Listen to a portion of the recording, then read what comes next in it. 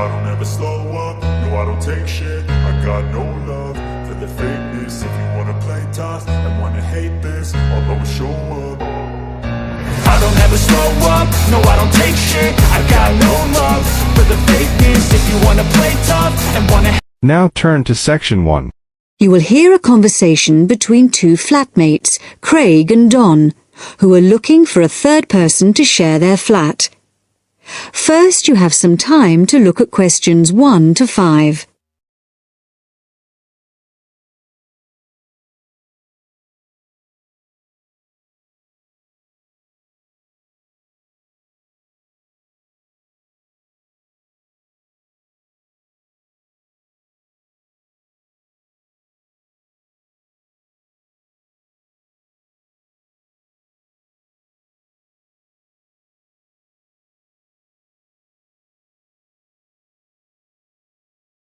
Now we shall begin.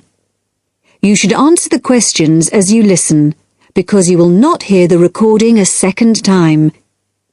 Listen carefully and answer questions 1 to 5. Hi Craig, been home long? Yeah, quite a time. Did anyone phone about renting the spare room? Yeah, we've had 3 phone calls about it. Really? Yeah. Do you want to hear about them? Sure. Right. The first one was called Phil Parrott. Uh-huh. He's a teacher. He's just qualified and he teaches sports. Okay. Actually, I'm not sure about him. He certainly sounded energetic, but he asked lots of questions about whether we smoked and what sort of food we cooked. Yeah. I mean, we don't exactly live on pizza and chips and takeaways. Well, not quite, but... But he might be a bit too health-conscious to really fit in with the sort of life we lead. Yeah. And he asked a lot of questions about the room. He said he needs a big room because he's got lots of sports equipment. Well, that's okay. The room's quite big, but I'm not so sure about him. What about the second one? He was called David Spencer. Spender? No, Spencer. C-E-R. He works at Cooper Long. You know, the big company on Broad Street. He said he was a lawyer. Oh. I'd have thought in that case he'd be earning enough to rent his own place. I wonder why he wants to share a flat. Well, he didn't say. He's quite a bit older than us. He did say he's just moved down here from the north of England. He seemed very quiet, actually. Maybe he wants to meet some new people. I got the impression he was a hard-working kind of person who doesn't go out all that much. Right. But he sounded okay. Oh, one thing, though. He said he wouldn't be staying in the flat at the weekends, so he wants to pay reduced costs for gas and electricity, because he's only here 5 days out of 7. Oh, I'm not sure about that. What do you think? Well, I suppose it's fair, but it all sounds a bit complicated. Before you hear the rest of the talk, you have some time to look at questions 6 to 10.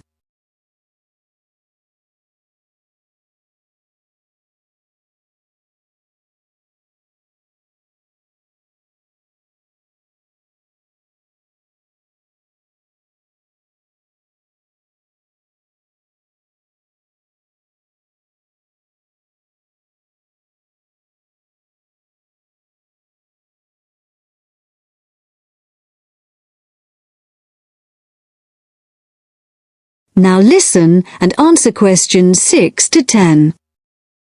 Anyway, there was a third person, Leo Norris. Yes? He's an engineer. Oh, yeah? And he's about our age. Right. What did he sound like? Well, actually, he was really funny. I couldn't stop laughing when I was talking to him. He said he was very lazy and never got up until noon at weekends, and I said that wouldn't be a problem here. No, certainly not. But actually, I suspect he was joking when he said he was lazy. I think he lives life as it comes. He's certainly not competitive or stressed, but he likes cycling and things like that. He sounds like an outdoor type. Anyway, I thought he sounded as if he'd fit in. He wanted to check if there was somewhere safe for his bicycle. That's not a problem. No, he can leave it in the garage with my car. So did you get his contact details? Yes, he left his mobile number. It's 077 687 2433. And does he want to move in straight away? Well, he's paid his rent in his present place up to the 31st of September, but he said that if possible he'd like to move in a bit before then. He said the 28th of September.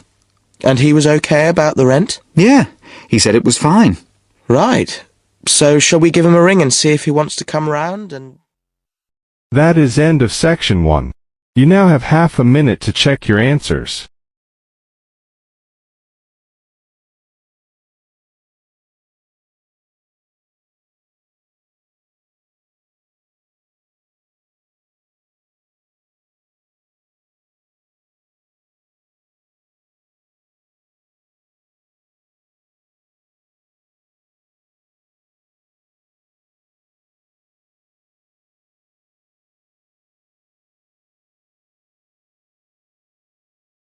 Now turn to Section 2. Section 2.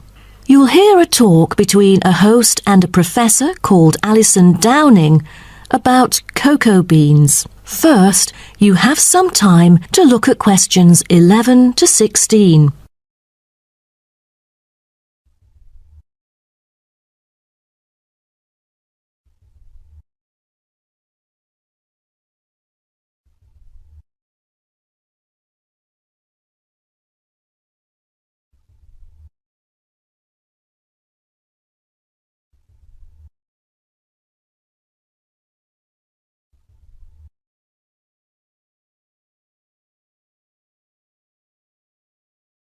Now listen carefully and answer questions 11 to 16.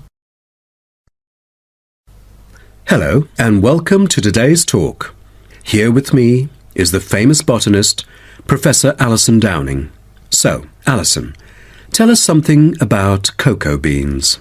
Cocoa beans, also called cacao beans, are the primary constituent in making chocolate, grown in tropical areas in South and Central America, West Africa and Asia.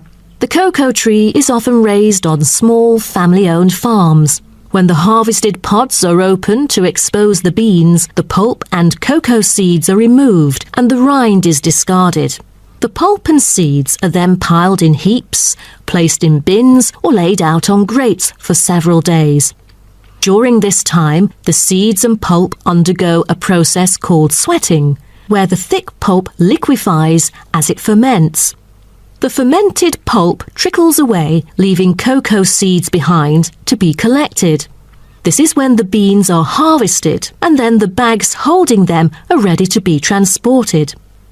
But the most important step in processing the cocoa bean is cleaning it. Once the beans are unloaded from the railroad cars, the packages are opened and then weighed by machines. Then the pods are split and the seeds or beans are covered with a sweet white pulp or mucilage. On arrival at the factory, the cocoa beans are sorted and put in a hopper to be cleaned more rigorously. The wet beans are then transported to a facility so they can be fermented and dried. They are fermented for 4 to 7 days and must be mixed every 2 days. They are dried for 5 to 14 days, depending on the climate conditions. The fermented beans are dried by spreading them out over a large surface and constantly raking them. Then the beans are ready to be roasted. Now, roasting takes place at a high temperature, and then the beans are boiled in a heated chamber. During the roasting process, the beans will be expanded and cracked. But prior to this, the beans are trodden and shuffled about using bare human feet. During this process, red clay mixed with water is sprinkled over the beans to obtain a finer colour, polish and protection against moulds during shipment to factories in the United States, the Netherlands, the United Kingdom and other countries. Now, back to what I was saying. After the beans are cracked, they need to be cooled. Then the roasted beans are sealed in pockets. Before you hear the rest of the talk, You have some time to look at questions 17 to 20.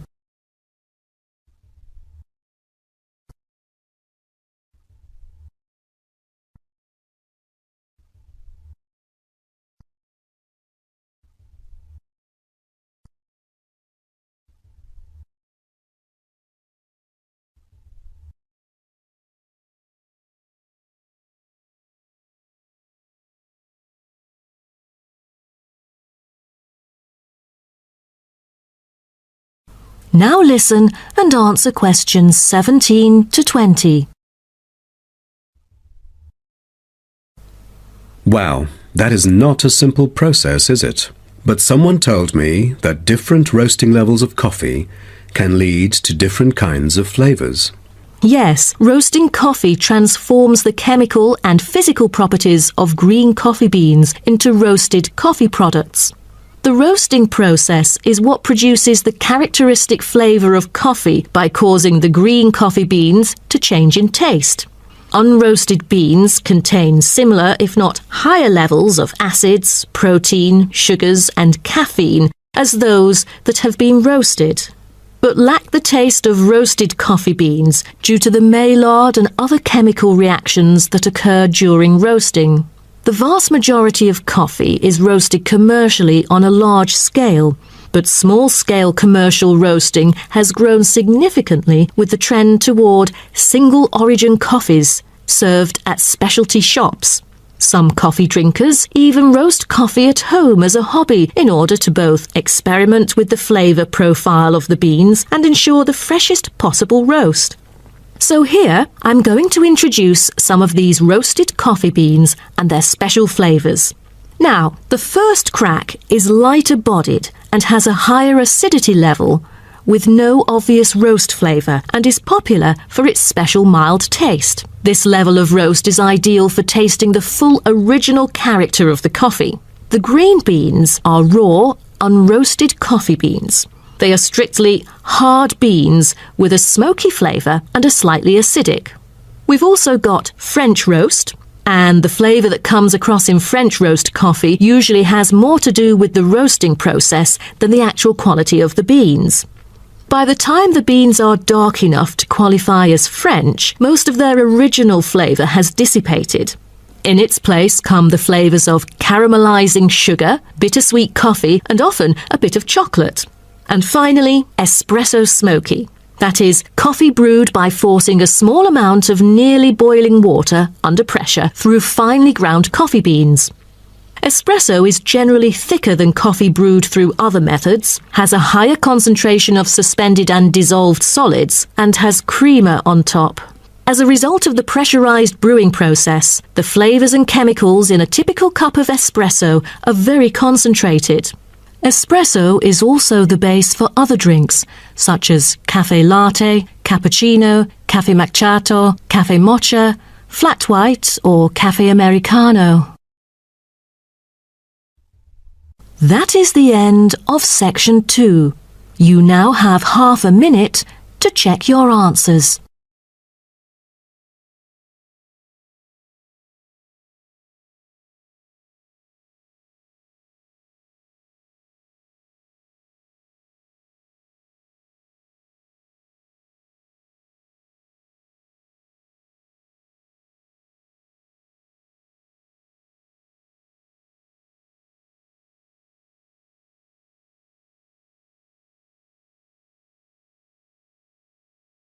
Now turn to Section 3.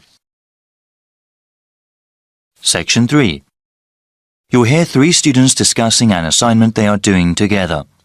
First, you have some time to look at questions 21 to 26.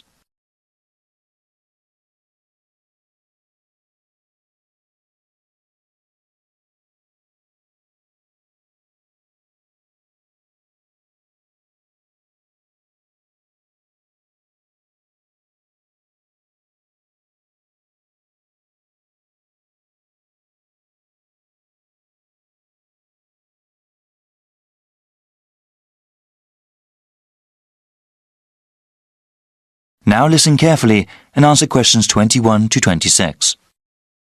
Hi, Alice. Wow. I'm about 15 minutes late.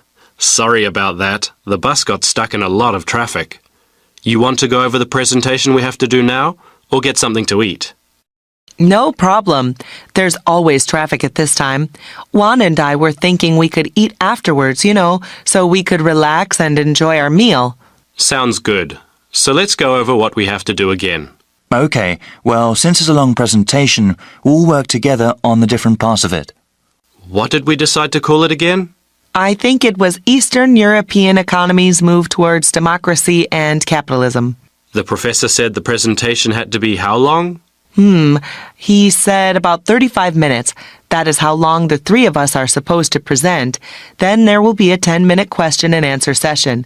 Any student or the professor may ask us a question regarding the topic. Our grade also depends on how well we do in that part. We also have to write a summary of our presentation, right?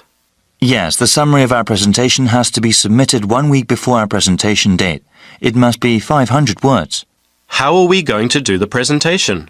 I thought we could give the class a basic handout, like an outline of our presentation. We could even create a poster with a map of the area we were talking about. Well, I was thinking we could make a slideshow using computer software and then using a projector during our presentation. People pay more attention to images on a screen. Well, actually, I've never really used that kind of software. I always thought a basic handout or poster was sufficient. I think giving the information we have with visuals like that will really make our presentation stand out. Well, it would have to be done really well to make any sort of impact, and I'm not sure if that would be a good use of time. Maybe it would be better to spend that time on research and writing. I don't think it would take away that much time. Well, all of us have to research the assignment well and write a really good presentation. I think making a fancy visual presentation wouldn't help. Actually, I think such slideshows are distracting. People focus more on the images on the screen than what the presenters are saying. I'm still not sure I agree with you. Before you hear the rest of the discussion, you have some time to look at questions 27 to 30.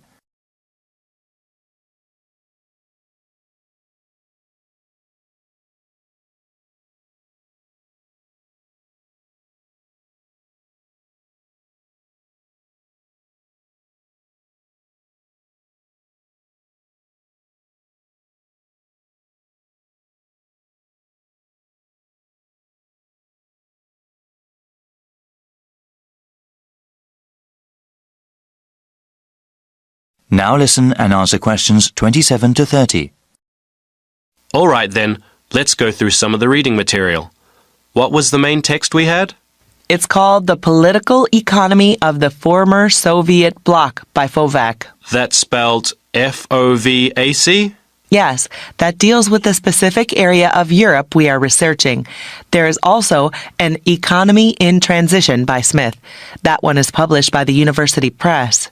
Well, the professor suggested another useful book, one that focuses on the leadership of those countries. Sometimes the personalities of those in power affected historical events. It's called Foisted into Power by Brown, published by the Academic Press in 2005.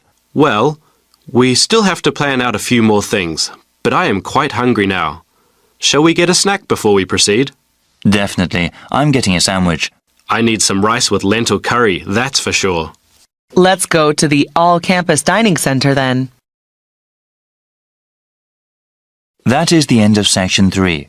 You now have half a minute to check your answers.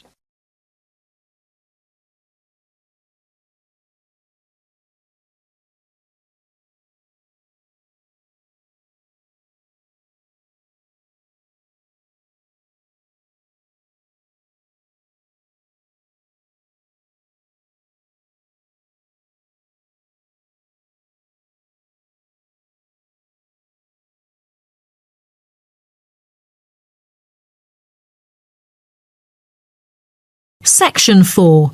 You will hear part of a lecture about time measurement. First, You have some time to look at questions 31 to 35.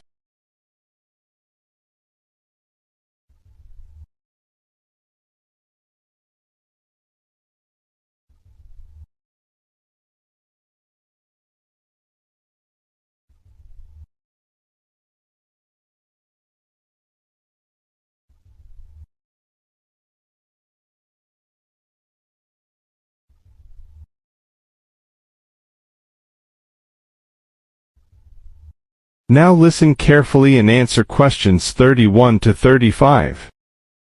Good morning, everyone. Today, I'm going to talk about the research project I've been involved in on time measurement. Do you know how time is measured?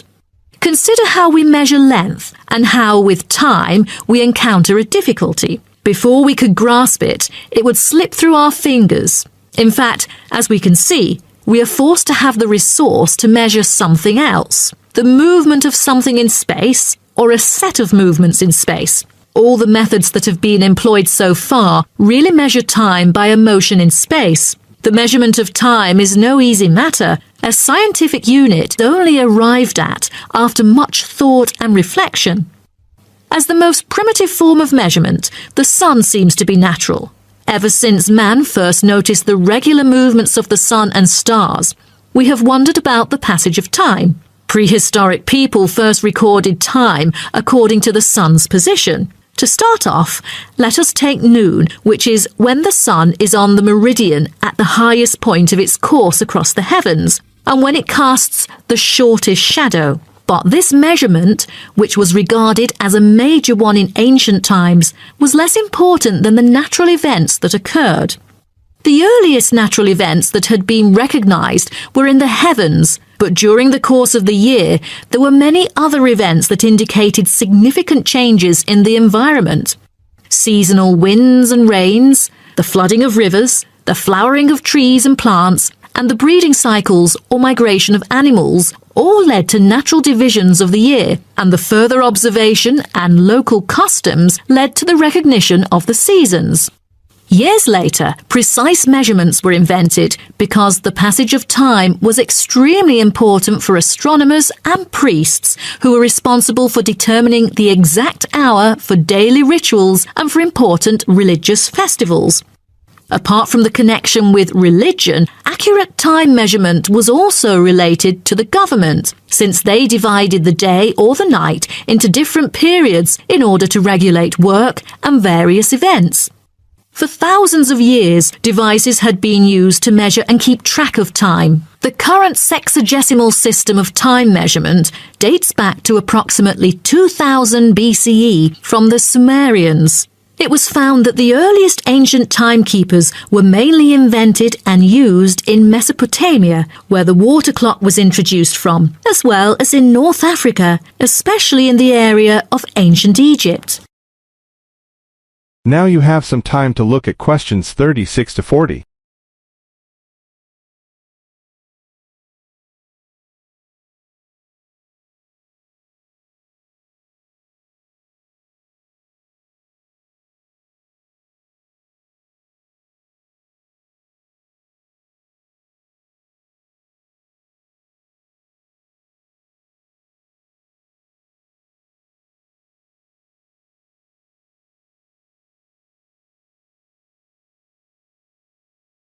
Now listen carefully and answer questions 36 to 40.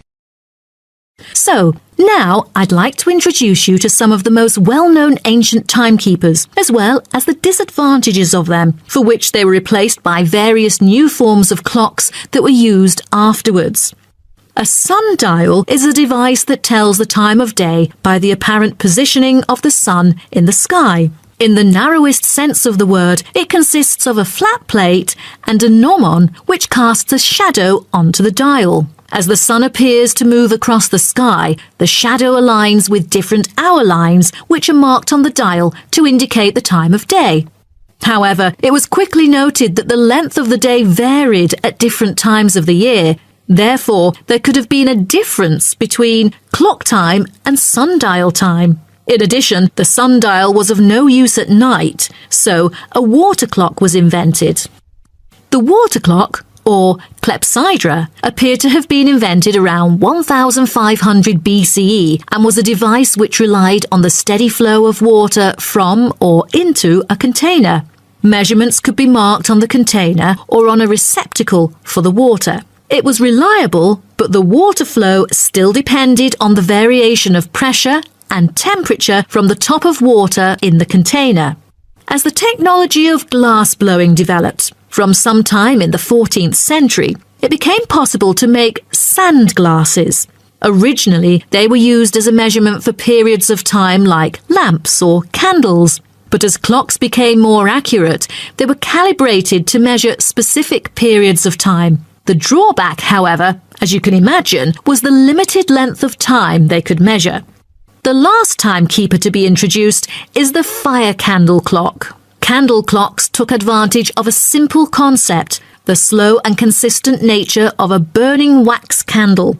By utilizing this process, our ancestors were able to keep steady track of the time. The clocks were created by engraving the length of the candle with evenly spaced markings. Each marking represented a single unit of time, and as the wax burned down, each hour would disappear. However, the drafts and the variable quality of the wax mainly influenced the time of burning. Like oil lamps, candles were used to mark the passage of time from one event to another rather than tell the time of day. That is the end of section 4. You now have half a minute to check your answers.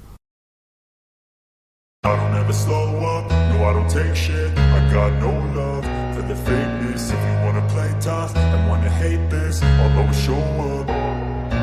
I don't ever slow up, no I don't take shit. I got no love for the fakeness. If you wanna play tough and wanna hate this, I'll always show up and make a statement. I don't ever slow up, no I don't take shit. I got no love for the fakeness. If you wanna play tough and wanna hate this, I'll always show up and make a statement. Everything I do so instinctive and so passionate. Every word I move so descriptive like an adjective. I got a vendetta against people who patented being negative when you should be getting after it. I got facts over tracks, this and that. Spitting slow, spitting fast. I could roast, I could gas. Think I'm okay at last, but I don't know if that can erase all the past. And the pettiness, a reflection of the emptiness. Hilarious, you think you're worth my time, you're delirious. Mysterious, because you hide behind a fake exterior. Inferior, you know I'll always be a bit superior. Get off of me, this ain't no humble brag. I want you to hear words, you can say them back. I want you to feel free from the chains at last, and to believe in what you got, it was built to last, yeah. Now that I've been put through hell, I never got anyone's help. I had to do it all myself. I don't ever slow up, no I don't take shit. I got no love for the fakeness. If you wanna play tough and wanna